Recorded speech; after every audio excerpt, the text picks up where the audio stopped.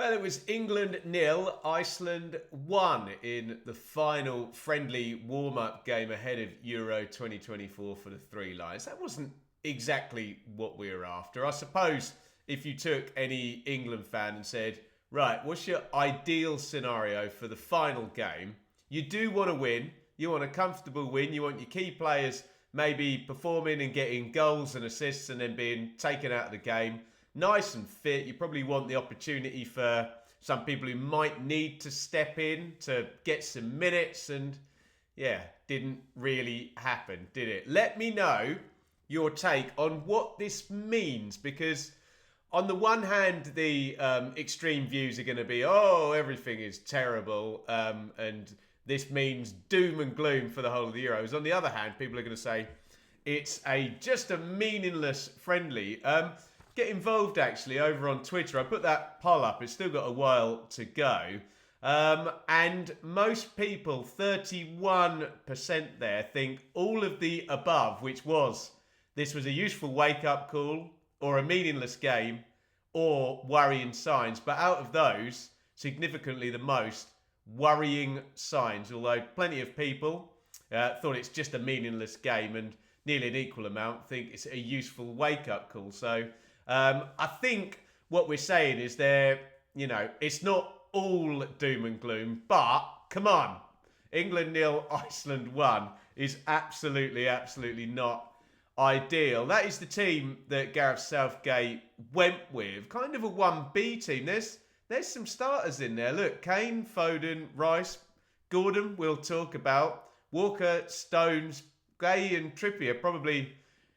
Gay definitely, and Trippier for the first game for sure. So plenty of starters in that side. Look, Pickford's going to come in for Ramsdale. We know that. Stones and Gay both took hits. Gay a concussion thing, and Stones on his ankle, but we're being told they're okay. And there is this worry in the centre back area, and no disrespect to Dunk and Konza, but if you're going in and it's Gay and Konza, for example, you've lost the experience then of Harry Maguire, and you've lost John Stones, who obviously has won everything with Manchester City, high calibre player. Expecting Luke Shaw to come in the second or third game. Interested in midfield, and we're going to talk about pressing, because Gareth Southgate kind of criticised that as the worst part of England's game, and probably the reason for the poor performance. Declan Rice is a definite starter. It was Kobe Mainu who came in last night, and all of a sudden Conor Gallagher's jumped to the top of my list. If you're talking about improving pressing, who's your best pressing midfielder there out of Gallagher, Trent, Wharton? Bellingham could drop in and play in central midfield. It's probably Gallagher, although excuse me, still not over this sinus thing. Trent Alexander-Arnold's got the number 8. I don't know whether that means anything, whether he's all of a sudden a nailed-on starter, but yeah, let me know in the comments actually, who do you think Declan Rice's partner is going to be against Serbia on Sunday night? We all expect Bukayo Saka to be in ahead of Cole Palmer. And then it's interesting because I sort of went for Jude Bellingham at number 10 and Foden moves over to the left, but I think Anthony Gordon, certainly the interviews I've just watched with the Channel 4 guys, with Rooney and Jill Scott and Joe Cole, they thought that Anthony Gordon was perhaps the plus point in terms of some energy and whatnot. And you're always looking for someone to stake their claim and say, look, you have got options outside of the normal names, which Gareth Southgate always gets accused of picking. And one of those is Harry Kane, and he's the captain and the nailed on number 9 for sure. If you look at the stats, so they're a bit small there, I copied the FootMob page over. It's a classic Iceland did a job, isn't it? And well played to Iceland. Look, England had 70% nearly possession, 13 shots, 1 on target. So, yeah, England didn't use their possession. They didn't use their shots.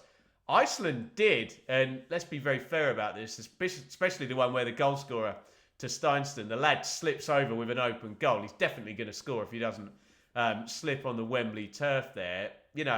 Could have scored more with England kind of pushing. And lots of people have been saying, well, if you're England and you've got this kind of stacked Premier League sort of all-star squad, basically, that you are going to get people sit in, and you might go behind to a counter-attacky goal or a set play goal, and you might be up against the park the bus team, and you might give up more counter-attacks. And when I ask you at the end, how you're feeling about this in the comments, I do buy the argument that it might do some good in respect of, look, there's your worst case scenario, guys.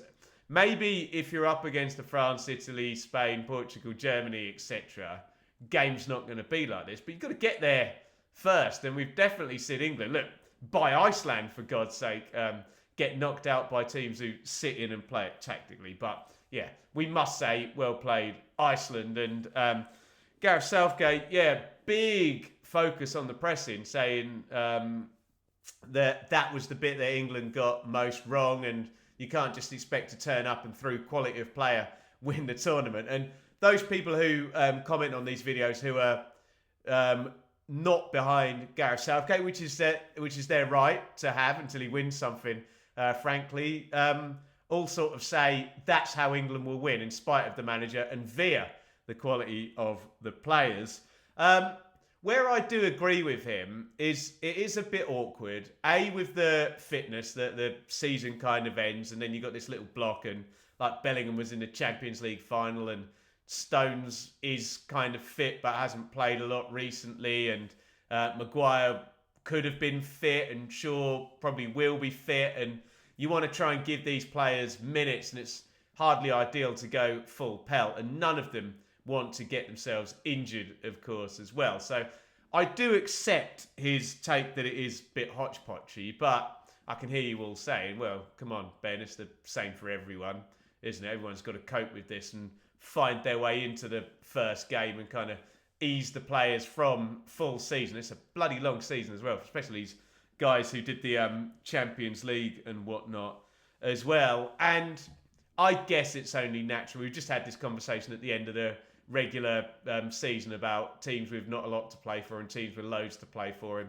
if that intensity drops for whatever reason, I'm not saying the England players don't have a lot to play for, especially the ones, the likes of Anthony Gordon and Kobe Mainoo and Mark Gay, less so, but the ones who are trying to play their way in, got to really go for it. But nobody wants to get injured. Just a little 3-week injury or what have you, which wouldn't seem massive maybe in the season. That's maybe you're out of the team and you're not getting your shirt back for the entirety of the tournament. Of course, we hope England are there for 4 and 5 weeks rather than 3 weeks. Well, let me know your thoughts in the comments. Especially, I'll put my Twitter poll up. And it could be any of those or a mixture there. Was this a useful wake-up call for England? Is it a resetting of we've got this really great squad and a great chance of winning, and look, we've had a go against Italy before and we've had a go against France before, and we're ready to beat them if we get them in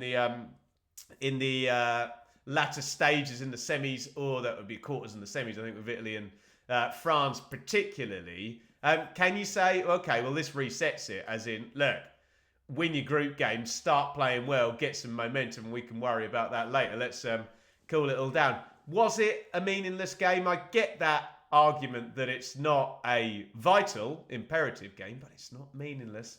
Totally meaningless, is it? And are you in the camp of this is very worrying? Because if you want to be negative, and a lot of people do, and that's your freedom. If that's how you want to spin it, then I can't argue with that. And I can give you the ammunition and say not quite there in centre back, haven't got the pressing right, don't really know what the central midfield partnership is, and can we get this attacking talent and Palmer and Saka and Bellingham and Foden and Gordon and Kane and Tony and Watkins and whoever I missed out? Can we gel that into the 4 that's going to get us into the latter stages of the tournament? There we go.